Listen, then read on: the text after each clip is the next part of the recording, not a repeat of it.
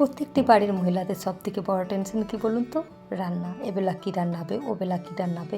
এমন একটা রান্না করতে হবে যেটাকে সবাই খুব ভালোবেসে খায়।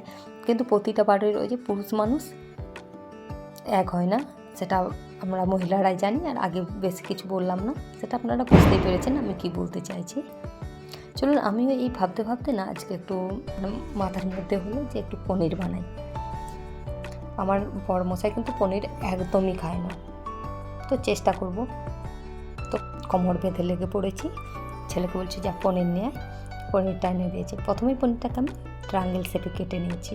কেটে পনিরের মধ্যে লঙ্কা গুঁড়ো, হলুদ গুঁড়ো, গোলমরিচের গুঁড়ো আর পরিমাণ মতো লবণ ম্যারিনেট করে 10-15 মিনিট এক সাইডে রেখে দিয়েছি।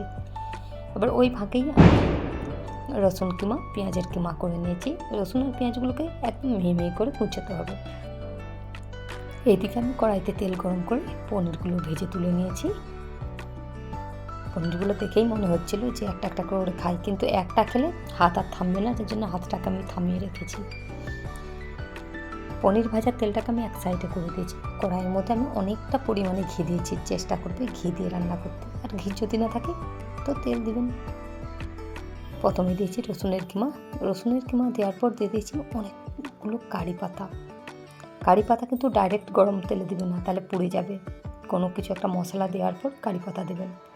কারি পাতাটা দেওয়ার পর দিয়ে দিয়েছি পেঁয়াজের কিমা, আর দিয়েছি পরিমাণ মতো লবণ। বলতে বলতে কথা তুতলেই যাচ্ছে। আর এইদিকে আমি একটা ড্রাই মশলা তৈরি করছি। দিয়েছি গোটা ধনে, গোটা জিরে, 3টে সবুজ এলাচ, আর দিয়েছি দেখুন একদম ছোটো একটু দারচিনি, দিয়েছি মৌরি, আর দিয়েছি 8-10টা গোলমরিচ দিয়ে এবারে খোলায় ভেজে নিয়েছি। ভেজে নিয়ে আমি মিক্সিতে গুঁড়ো করে নিয়েছি। এদিকে দেখুন পেঁয়াজ আর রসুনটা খুব সুন্দর ভাজা হয়ে গেছে। প্রথমে দিয়েছি কাশ্মীরি লঙ্কার গুঁড়ো। কাশ্মীরি লঙ্কার গুঁড়ো দেওয়ার 2-3 মিনিট পর দিয়ে দিলাম টমেটো বাটা, দিয়ে দিচ্ছি হলুদ গুঁড়ো।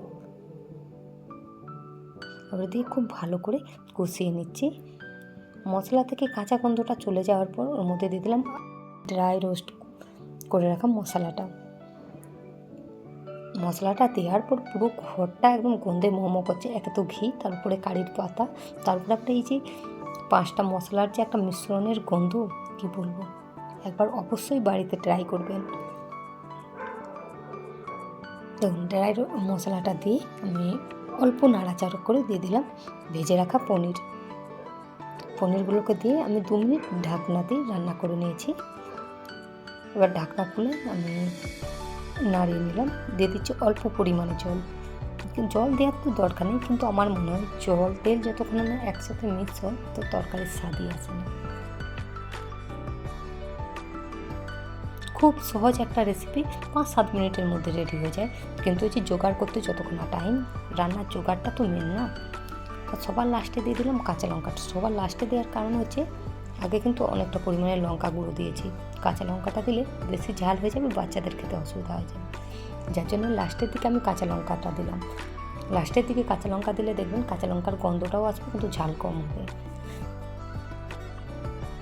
এবারে দেখুন পনিরের যে ফেসটা, মেন ফেস, এবারে দেখুন দেখতে কতটা সুন্দর লেগেছে। এই সবজিতে কিন্তু কেউ চিনি দেবেন না, চিনি দিলে খেতে ভালো লাগে না। বেশি মিষ্টি হয়ে গেলে একদম খেতে ভালো লাগবে না। এই যে পেঁয়াজের একটা মিষ্টি, পনিরের একটা মিষ্টি, ওতেই ব্যালেন্স হয়ে যাবে। চলুন, হয়ে গেছে ফটাফট একদম। আর গরম গরম, আমি তো রুটির সাথে খেয়েছি, আপনারা পরাঠার সাথে এটা ট্রাই করবেন। ভিডিওটা যদি ভালো লাগে ভিডিওর নিচে একটা করে লাইক কমেন্ট করে দেবেন। সবাই খুব ভালো থাকবেন, সুস্থ থাকবেন।